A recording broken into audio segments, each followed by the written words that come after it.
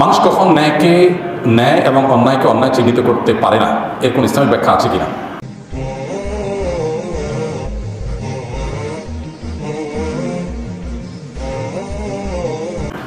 মানুষের অন্তরে যখন মোহর মেরে দেওয়া হয় তখন সত্য আর অসত্য সে নিরূপণ করতে পারে না। মোহর কখন মারা হয়? নানা কারণে হয়।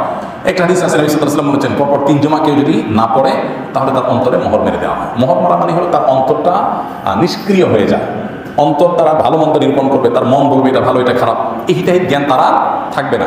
এরকম আরো অনেক বিষয় আছে যে বিষয়গুলোর কারণে মানুষের অন্তরটা নিষ্ক্রিয় হয়ে যায়, তার ভিতরে তার কাছে সত্য আর অসত্য পার্থক্য সে করতে পারে না।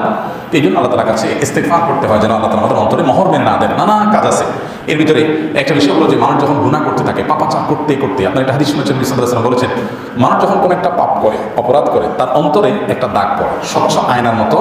আয়নাতে যেরকম একটা দাগ পড়ে, তার অন্তরটা দাগ পড়ে। আর একটা অপরাধ করলে আরেকটা দাগ পড়ে, আরেকটা অপরাধ করলে আরেকটা দাগ পড়ে, এবার করতে করতে তার অন্তরটা কি হয়ে যায়? কালো হয়ে যায়। ওই আয়নাতে যেরকম দাগ পড়ে, পরিপূর্ণ আয়না কালো হয়ে যায়, তার অন্তরটা এরকম হয়ে যায়।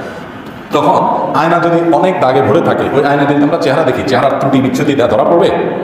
এই আয়না নিয়ে যেরকম ভালো মন্দ নিরূপণ করা যাবে না, ঠিক একইভাবে একজন মানুষ যখন তার অন্তরে নানান অপরাধ করতে করতে করতে করতে, গুনাহ তার কাছে কোনো ব্যাপার না, সে মিউজিক শুনে, সে হারাম জিনিস দেখে, সে গালিগালাজ করে, খারাপ বন্ধুদের সাথে উঠে, নামাজ পড়ে না, অন্যায় সব রকমের অন্যায় সে করে, এই অন্যায়গুলো করতে করতে তার অন্তরটা ওই যে দাগ পড়তে পড়তে পড়তে ময়লাযুক্ত আয়নার মতো হয়ে যায়। এই অন্তর দিয়ে এটা সত্য, এটা অসত্য, এটা হক, এটা বাতিল, এই অত্যাচারী, এই অত্যাচারিত, এটা পার্থক্য সে করতে পারে না, তার বিবেক কাজ করে না। এই জন্য দেখবেন অনেক মানুষ, এত সুন্দর সুস্থ বিবেক সম্পন্ন মানুষ, তিনি একটা জুলুমের পক্ষে অবলম্বন করেন, তিনি একটা অন্যায়ের পক্ষে অবলম্বন করেন, তার দল, তার গোষ্ঠী, তার হুজুর ধর্মের নামে, রাজনীতির নামে অবিচার অন্যায় করে, সেগুলো সাপোর্ট করে। তার কাছে এটা মন্দ মনে হয় না, বরং তার মন্দ কাজটা তার কাছে যৌক্তিক মনে হয়, শয়তান সেটা তার কাছে সে তুলে ধরে। দেখবেন অবাক করা বিষয় যে এত বড় জুলুম, এটার পক্ষেও সমর্থন করার মতো মানুষ আছে। তার মানে কি? তার বিবেক কাজ করছে না, তার অন্তরে মোহর মেরে দেওয়া হয়েছে।